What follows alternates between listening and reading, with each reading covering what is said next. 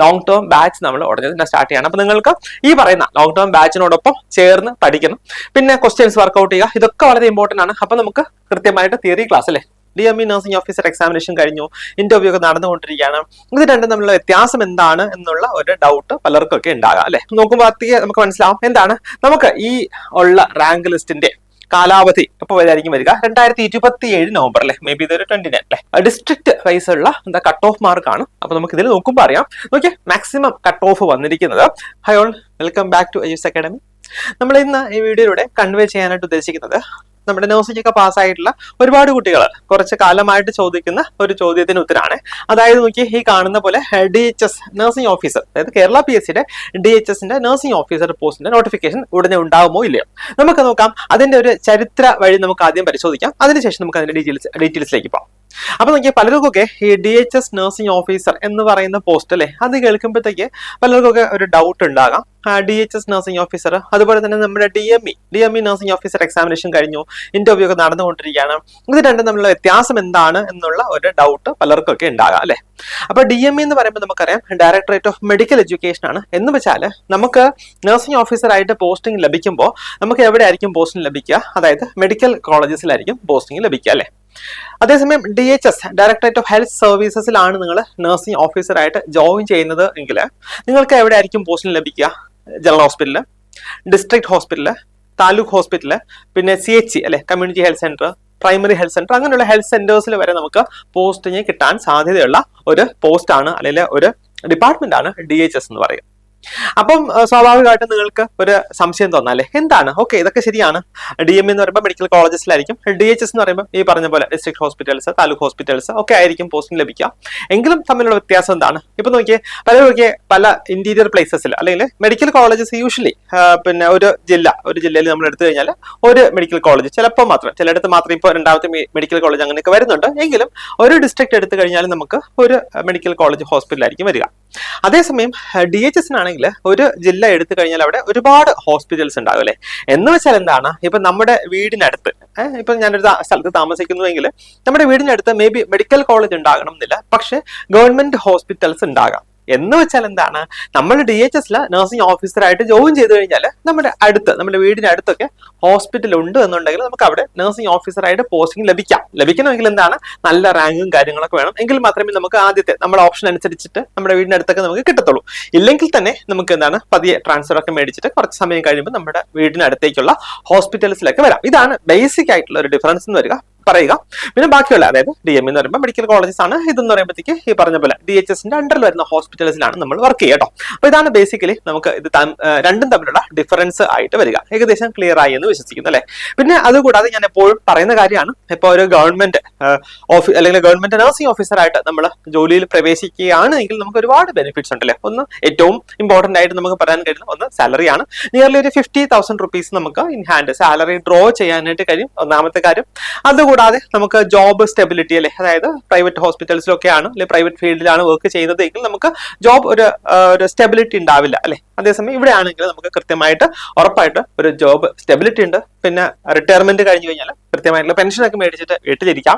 പിന്നെ അതുപോലെ തന്നെ നമുക്ക് ഹെൽത്ത് ഇൻഷുറൻസ്, മെഡിസപ്പ്, അതുപോലുള്ള ഹെൽത്ത് ഇൻഷുറൻസ്, അങ്ങനെയുള്ള ഒരുപാട് കവറേജസ് ലഭിക്കും. പിന്നെ നമുക്ക് സൊസൈറ്റിയിൽ ഒരു സ്റ്റാറ്റസ് അല്ലെ, ഒരു ഗവൺമെന്റ് ഉദ്യോഗസ്ഥയാണ് എന്നുള്ള സ്റ്റാറ്റസ് കാര്യങ്ങളൊക്കെ നമുക്ക് ലഭിക്കും അല്ലെ. ഇതൊക്കെ നിങ്ങൾക്ക് അറിയുന്ന കാര്യമാണ്. ഇനി നമ്മൾ നോക്കാനായിട്ട് പോകുന്നത് നോക്കിയാൽ നമ്മുടെ DHS-ന്റെ നോട്ടിഫിക്കേഷൻ, അതിന്റെ എക്സാമിനേഷൻ, അതിന്റെ റാങ്ക് ലിസ്റ്റ്, ഇതിന്റെയൊക്കെ ഒരു ചരിത്ര വഴി നമുക്ക് പരിശോധിച്ച് നോക്കാം. നോക്കിക്കേ, ഇതിന് തൊട്ട് മുന്നേ നടന്ന DHS എക്സാമിനേഷന്റെ റാങ്ക് ലിസ്റ്റ് നിലവിൽ വന്നത് എന്നായിരുന്നു നോക്കിയേ, 29/11/2024 അല്ലെ. 2024 നവംബർ മാസത്തിലാണ് DHS-ന്റെ നിലവിലുള്ള റാങ്ക് ലിസ്റ്റ് നിലവിൽ വന്നത്. അതായത് ഓരോ ഡിസ്ട്രിക്റ്റിലും ഓരോ സമയത്താണ് വരിക, എങ്കിലും നമ്മളൊരു ഓൺ ആൻ ആവറേജ് ഒക്കെ നോക്കുകയാണെങ്കിൽ ഏകദേശം ഈ പറഞ്ഞ നവംബർ 24 അപ്പം നിങ്ങൾ നോക്കുമ്പോൾ നമുക്ക് മനസ്സിലാവും എന്താണ്, നമുക്ക് ഈ ഉള്ള റാങ്ക് ലിസ്റ്റിന്റെ കാലാവധി എപ്പോൾ വരെയായിരിക്കും വരിക? 2027 നവംബർ അല്ലെ, മേ ബി ഇതൊരു 29 അല്ലെ. 2027 നവംബർ വരെയാണ് നമുക്ക് നിലവിലുള്ള റാങ്ക് ലിസ്റ്റിന്റെ കാലാവധി എന്ന് പറയുക. എന്ന് വെച്ചാൽ ഇത് 2026 ആണ്. ഇനി ഒരു വർഷക്കാലം കൂടിയാണ് നമുക്ക് ഇതിന്റെ കാലാവധി ഉള്ളത്. അപ്പൊ നിങ്ങൾ ഓർക്കും, ഇനി ഒരു വർഷം ഉണ്ടല്ലോ, അതിനുശേഷം പഠിച്ചു തുടങ്ങിയാൽ മതിയല്ലോ, അതിനുശേഷം ആയിരിക്കും നമുക്ക് എക്സാമിനേഷൻ വരിക. ഇല്ല, അങ്ങനെയല്ല അല്ലെ. നമുക്കിപ്പോ അറിയാം, യൂഷ്വലി ഈ ഒരു റാങ്ക് ലിസ്റ്റ് എക്സ്പയർ ആകുന്നതിന് ഒരു വർഷം മുന്നേ തന്നെ മിക്കവാറും എക്സാംസ് ഒക്കെ ഉണ്ടാകും അല്ലെ. അപ്പൊ നോക്കിയേ, ഇതിന്റെ നോട്ടിഫിക്കേഷൻ നമുക്ക് പ്രതീക്ഷിക്കാനായിട്ട് കഴിയുന്നത് എന്താണ് ഈ വർഷം തന്നെ അതിന്റെ നോട്ടിഫിക്കേഷൻ ഉണ്ടാകും. അതായത് നമുക്ക് 2026 November December may be maximum extend ആയി പോയി കഴിഞ്ഞാൽ ഡിസംബർ കേട്ടോ. 2026 ഡിസംബറിനുള്ളിൽ ഉറപ്പായിട്ട് നോട്ടിഫിക്കേഷൻ DHSന്റെ നഴ്സിംഗ് ഓഫീസറിന്റെ നോട്ടിഫിക്കേഷൻ 2026 ഡിസംബറിനുള്ളിൽ ഉറപ്പായിട്ട് ഉണ്ടാകും.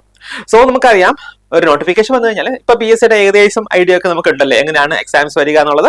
ഒരു 5 months മാക്സിമം പോയാൽ 6 months, ഇനി മേ ബി പിന്നെയും നമുക്ക് പോയി കഴിഞ്ഞാൽ ഒരു ജൂലൈ അല്ലെ. അപ്പൊ ഒരു മെയ് ജൂൺ ജൂലൈ കേട്ടോ, മെയ് ജൂൺ ജൂലൈ 2027 നമുക്ക് എക്സാം പ്രതീക്ഷിക്കാം.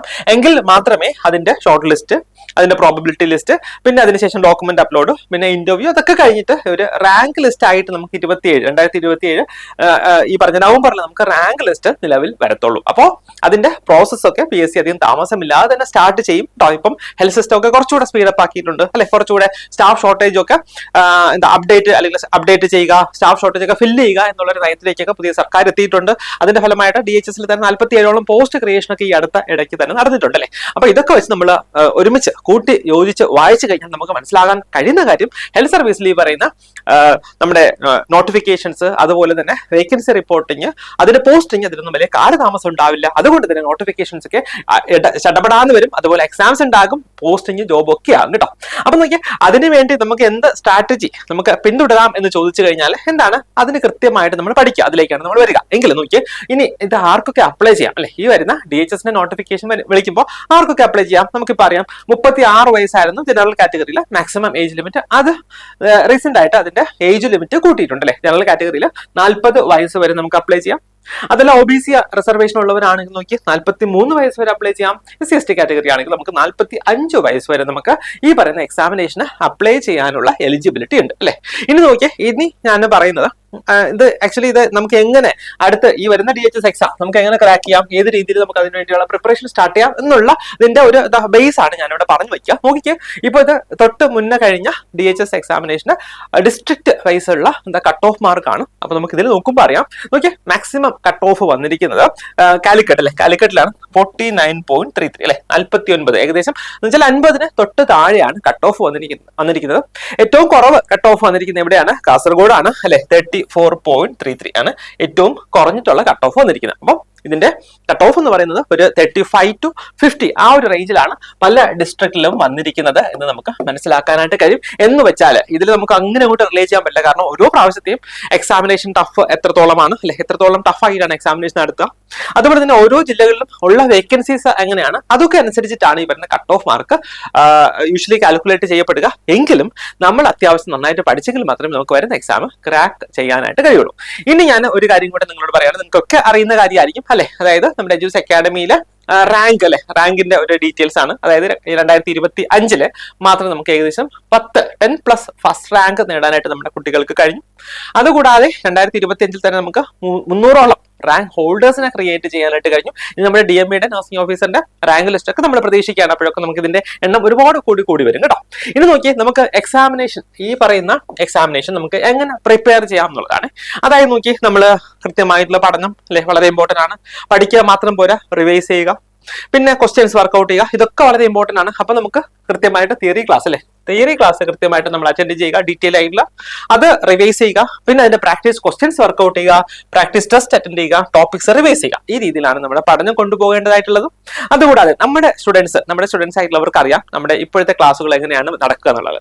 അതായത് റെഗുലർ ആയിട്ടുള്ള ക്ലാസ്സുകൾ ഉണ്ടാകും, പിന്നെ നമുക്ക് മന്ത്ലി മോക്ക് ടെസ്റ്റ് ഉണ്ടാകും, പിന്നെ rank booster, live revision, marathon, mega marathon, അതുപോലെ തന്നെ നമുക്ക് മോക്ക് ടെസ്റ്റുകൾ എക്സാമിനേഷൻ അടുപ്പിച്ച് വരുമ്പോൾ ധാരാളം DME സ്റ്റുഡൻസിനൊക്കെ അറിയാം അല്ലെ, ഒരുപാട് മോക്ക് ടെസ്റ്റുകൾ ഉണ്ടാകും. പിന്നെ ഇത് എക്സാം പാസ് ആകാനുള്ള അല്ലെങ്കിൽ ക്രാക്ക് ചെയ്യാനുള്ള ടിപ്സ് ട്രിക്സ് അങ്ങനെയുള്ള കാര്യങ്ങളൊക്കെ ഒരുമിച്ച് ചേർന്നിട്ടാണ് നമ്മുടെ ബാച്ചസ് നമ്മൾ കണ്ടക്ട് ചെയ്യുക. അപ്പൊ നോക്കിയാൽ നമ്മുടെ DHS ലോങ് ടേം ബാച്ച് നമ്മൾ ഉടനെ തന്നെ സ്റ്റാർട്ട് ചെയ്യാണ് കേട്ടോ. DHSന്റെ ലോങ് ടേം ബാച്ച് നമ്മൾ ഉടനെ തന്നെ സ്റ്റാർട്ട് ചെയ്യണം. അപ്പൊ നിങ്ങൾക്ക് ഈ പറയുന്ന ലോങ് ടേം ബാച്ചിനോടൊപ്പം ചേർന്ന് പഠിക്കണം. പഠിച്ചാൽ മാത്രം പോരാ, വളരെ നന്നായിട്ട് പഠിക്കണം അല്ലെ. വളരെ നന്നായിട്ട് പഠിച്ച് നല്ല റാങ്ക് മേടിച്ച് എത്രയും വേഗം ഒരു ഗവൺമെന്റ് ഉദ്യോഗസ്ഥൻ അല്ലെങ്കിൽ ഉദ്യോഗസ്ഥയാകണം എന്ന് നിങ്ങൾ ഉറപ്പിച്ചിട്ടുണ്ടെങ്കിൽ ധൈര്യമായിട്ട് ഞങ്ങളോടൊപ്പം പോരുക. ഞങ്ങൾ പുതിയ ബാച്ച് സ്റ്റാർട്ട് ചെയ്യുന്നുണ്ട്. ഞങ്ങളോടൊപ്പം ചേർന്ന് നന്നായിട്ട് പഠിക്കുക. നന്നായിട്ട് പഠിച്ച് എത്രയും വേഗം നിങ്ങളുടെ ഗവൺമെന്റ് ജോലി എന്നുള്ള സ്വപ്നം നിങ്ങൾക്ക് സാക്ഷാത്കരിക്കാം. എല്ലാവർക്കും ഓൾ ദി ബെസ്റ്റ്.